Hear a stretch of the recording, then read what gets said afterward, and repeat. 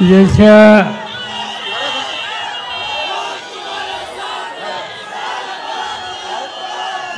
निवडणुकीच्यासाठी आपण हजारोच्या संख्येने या ठिकाणी उपस्थित आहात. हे महाविकास आघाडीचे उमेदवार प्रभाकर राजेजी यांचे आत्ताच विचार आपण ऐकले ते तुम्हा सगळ्यांचे तरुण आणि अत्यंत जागरूक खासदार जयश्री मोहिते, व्यासपीठाचे सगळे मान्यवर आणि उपस्थित बंधू भगिनी, मला याच्यानंतर आणखीन एक सभा आहे. आणखी सभा संपल्याच्या नंतर घरी मुक्काम करून उद्या त्याला सोलापूर हा जिल्हा आणि आणखी राहिलेल्या जिल्ह्यात जायचे. ही यावेळी निवडणूक एक वेगळी निवडणूक आहे. या निवडणुकीमधून किंवा सगळ्यांच्या फाशीमध्ये प्रश्नाची सोडवणूक करण्याची दृष्टी आणि ताकद असणारा उमेदवार प्रभाकर राजेंच्या रूपानं आमच्या सगळ्यांना दिलं. मी तुमच्या भागाचा नेहमी विचार करतो. खचावान लोक कष्टाळू, नवीन पिढी अभ्यासू आहे. दुष्काळासारख्या संकटाला तोंड देण्याची हिंमत आहे. हे सगळं किती अडचणीचे असल्या तर त्याचा मात करून पुढे जायचं हा विचार तुम्ही लोकांनी सोडल्याने ही अत्यंत जवळची बाजू आहे. आत्ता प्रभाकर देशमुखला सांगत होते की या शिक्षण संस्थेचं महाविद्यालय संस्थेचा अध्यक्ष मीच आहे आणि या संस्थेमध्ये आमची या भागातली तरुण पिढी आहे ती जीवनाच्या वेगवेगळ्या क्षेत्रामध्ये जबाबदारी घेऊन काहीतरी करू शकेल असा एक आत्मविश्वास त्यांच्या मनामध्ये निर्माण करण्याची गरज होती. आणि त्यासाठी रयत शिक्षण संस्थेच्या इथल्या शाखेत एक मार्गदर्शन केंद्र, ट्रेनिंग सेंटर खुले केले. आणि मला आत्ता सांगण्यात आलं की याचा फायदा इथल्या तरुण पिढीने घेतला आणि त्यातून अनेक IAS, IPS, पोलीस अधिकारी अन्य क्षेत्रामध्ये कुठे ना कुठेही त्यांची निवड झाली आणि आज एक कर्तव्यवान अधिकारी म्हणून त्यांचे काम करण्याची तयारी आहे. आणि हे इतिहास होत असतं तर एक गोष्ट मान्य केली पाहिजे. संकट आहेत पण त्याच्या मात करण्याची दृष्टी आहे. आणि मला असंच आहे की पुण्यामध्ये एक दिवस महान खटाव तालुक्याच्या अधिकाऱ्यांचं संमेलन होतं आणि चौकशी केली तर असं ऐकायला मिळालं की असं कुठलं एक खातं नाही त्या खात्यामध्ये या भागाचा कुणी ना कोणतेही अधिकारी म्हणून काम करतं. आणि ही अत्यंत जवळची गोष्ट आहे. आता पुढे जायचा विचार केला पाहिजे. कसा करता येईल, काय काय फायदे आहेत याच्याबद्दल एकदम जास्त सांगू शकत नाही. पण लक्ष केंद्रित करायचं असेल तर त्याची सुरुवात पाहण्यापासून करावं लागेल. उन्मोदी असेल, जे कदमखोर असेल, चेंबू असेल, या सगळ्या योजनांच्या उभारणीच्यासाठी अनेकांनी आपल्या आयुष्याचा अतिशय महत्त्वाचा कालखंड दिला. त्याची यादी करायची नाही तर स्वर्गीय सदाशिवराव खोत, स्वर्गीय भाऊसाहेब बुचके, स्वर्गीय माजी आमदार धुंजीराव वाघमारे, यशवंतराव माने महाराज, वसंतराव कदम पाटील, वाघोजीराव खोत असे अनेकांची नावं घेतायची की त्यांनी आयुष्यात या कामाच्यासाठी काही ना काहीतरी कष्ट करण्याची भूमिका घेतली. आज ईश्वर प्रगती झाली. मी असा विचार करतो की इथं सगळे नेते एकत्रित आहेत. खरं म्हणजे ते सगळे नेते एकत्रित आहेत हा संदेश या भागाच्या लोकांचे प्रश्न सोडवण्याच्या दृष्टीनं अत्यंत महत्त्वाचा आहे. ही एकी आज प्रभाकरजींच्या निवडणुकीच्या निमित्तानं झाली याचा मला आनंद आहे. आणि ज्या वेळेला सगळ्यांची इच्छा निवडणुकीला उभं राहायची होती, पण एक दिवशी सगळ्यांनी येऊन सांगितलं कुणी आमच्यापैकी एकाची निवड करा. ती निवड जी होईल त्याच्या मातीशी आम्ही उभं राहतो. आणि मला आनंद, आश्चर्य आणि आनंद या दोन्ही गोष्टी होतात.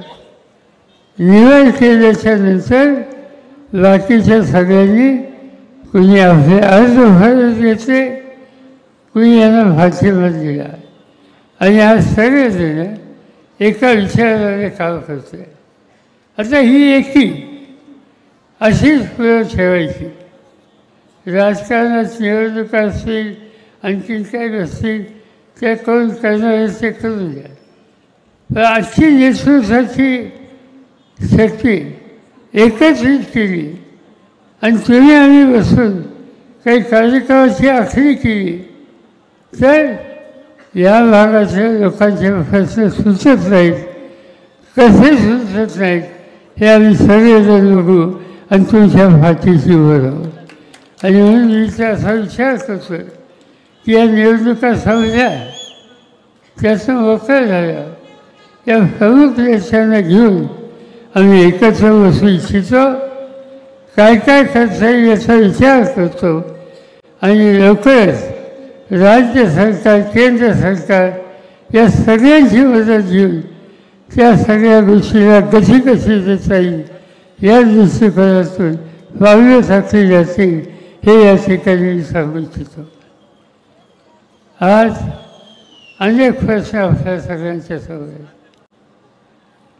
अनेक गोष्टी आपल्याला पुढे जायचे. कसं जायचं, काय प्रश्न आहेत, कोणत्या वर्गाच्यासाठी लक्ष केंद्रित करायचं, त्या सगळ्या गोष्टीचा विचार करावा लागेल. अलीकडच्या काळामध्ये आम्ही लोकांनी एक संघटन केलं, त्याचं नाव महाविकास आघाडी. याची सुरुवात दिल्लीपासून झाली. लोकसभेच्या निवडणुकीच्या आधी देशाचे प्रधानमंत्री काही गोष्टी सांगत होते. त्यांनी सांगितलं उद्याच्या निवडणुका आल्या तर मला 400 खासदार निवडून द्या. राज्य चालवायचे असलं तर 350 खासदार असले तरी राज्य करता येतं. त्याला 400ची काही गरज नाही, पण त्यांचा आग्रह होता. आम्हाला खात्री वाटत होती की 400चा आग्रह याचा अर्थ काही ना काहीतरी कारण वेगळं याच्यात दिसतं. आम्ही देशाचे प्रमुख नेते एकत्र बसलो दिल्लीमध्ये मीटिंग बोलवली.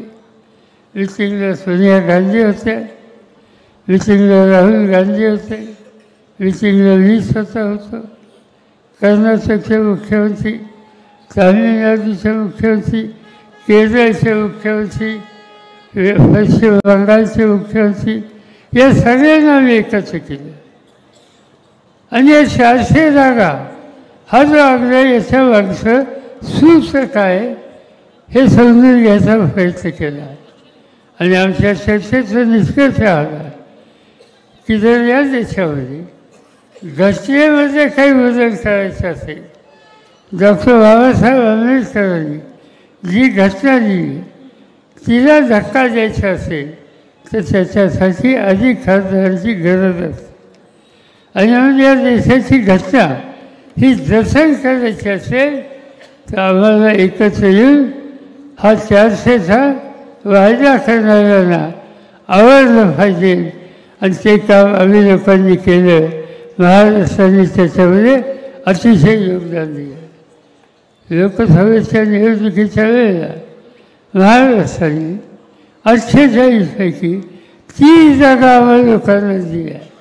आणि या 30 जागेच्या जोरावर आणि अन्य राज्याच्या मदतीवर आम्ही निर्णय घेऊ शकलो की कुठल्याही प्रश्न सोडवण्याच्यासाठी आम्ही सत्तेचा वापर करू, पण बाबासाहेब आंबेडकरांच्या घटनेला व्यक्तिंची धक्का लावून देणार नाही. आणि त्याचं काम आज त्या ठिकाणी आता ती निवडणूक झाली. आता विधानसभेची निवडणूक आणि आमचा प्रयत्न आहे की या विधानसभेच्या निवडणुकीमध्ये महाराष्ट्रामध्ये महाविकास आघाडीच्या वतीनं एकत्र येऊन या निवडणुका आपण लढू. आणि माझी खात्री आहे की या निवडणुका एकत्र लढवल्या तेव्हा लोकांची मदत असली तर आम्हाला 100% यश आल्याचं राहणार नाही. आणि यश एकदा आल्याच्या नंतर सत्ता हातात येईल. मगाशी काही पक्षांनी विशेषतः आपल्या खासदारांनी काही प्रश्न मांडले. प्रश्न महत्त्वाचे आहेत, पण सत्ताचं उत्तर द्यायचं असेल तर हातात सत्ता पाहिजे, हातात अधिकार पाहिजे. जोपर्यंत महाराष्ट्राच्या प्रश्नाची सोडवणूक करण्यासाठी महाराष्ट्रात काम करण्याचा अधिकार आम्हा लोकांच्या हातामध्ये तुम्ही देत नाही तोपर्यंत हे करतो ते करतो हे सांगून काही उपयोग होणार नाही. कारण करण्यासाठी लागणारा अधिकार हाच पुढे आमच्या हातात आहे. आणि म्हणून आमचा प्रयत्न आहे की आता विधानसभेची निवडणूक आली एकसंघ राहू, लोकांचा पाठिंबा घेऊ, जबरदस्त शक्ती तयार करू आणि या शक्तीच्या जोरावर परिवर्तन आणण्याच्या दृष्टीनं काळजी करणं हा निकाल त्या ठिकाणी करूया. समाजात काही घटक आहेत, स्त्रियांचा घटक आहे. आज सांगतात प्रधानमंत्री त्यांचे सहकारी महाराष्ट्राचे माजी मुख्यमंत्री देवेंद्र फडणवीस आणि ते सगळे सांगतात की महिलांचे प्रश्न आम्ही सोडवणार. कसे सोडवणार? आम्ही एक योजना काढली, लाडकी बहीण. लाडकी बहीण चांगली गोष्ट आहे. लाडक्या बहिणीचं हित जपण्याच्यासाठी काही पावलं टाकत असतील तर आमचा काही विरोध नाही. पण आज खऱ्या अर्थानं गरज काय? एका बाजूने आम्ही लाडक्या बहिणीचं कौतुक करतो आणि दुसऱ्या बाजूने महाराष्ट्रामध्ये या भाजपची जी राजवट आहे त्यांच्या कालखंडामध्ये किती महिला यांच्या अत्याचार झाले याची माहिती तुम्हाला आहे. या 2 वर्षामध्ये महाराष्ट्रामध्ये 67,381 महिलांच्यावर अत्याचार झाले आहेत. अशा प्रकारच्या तक्रारी आज महाराष्ट्रात आलेल्या आहेत. आणि हेच नाही, आणखीन दुसरे की हा जो आकडा आहे तो आकडा असा सांगतो की आज महाराष्ट्रामध्ये मुलं आणि मुली याचा जर विचार केला तर दर 5 मुलीच्या फाशीमागं अत्याचाराच्या संबंधीची तक्रार या ठिकाणी ऐकायला मिळते.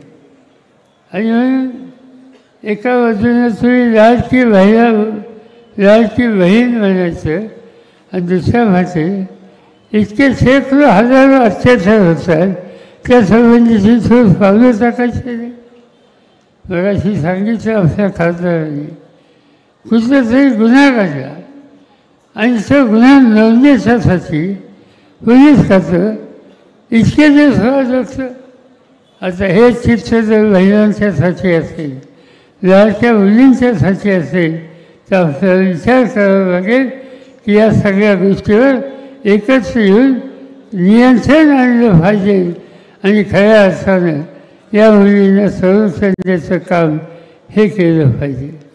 मध्यंतरी महाराष्ट्राच्या विधानसभेमध्ये एक माहिती आली की काही मुली महाराष्ट्रात बेकायदा कुठे गेल्या त्याचा पत्ता नाही, शोध नाही आणि त्याचा आकडा हा जवळपास 12,000च्या आसपास आहे.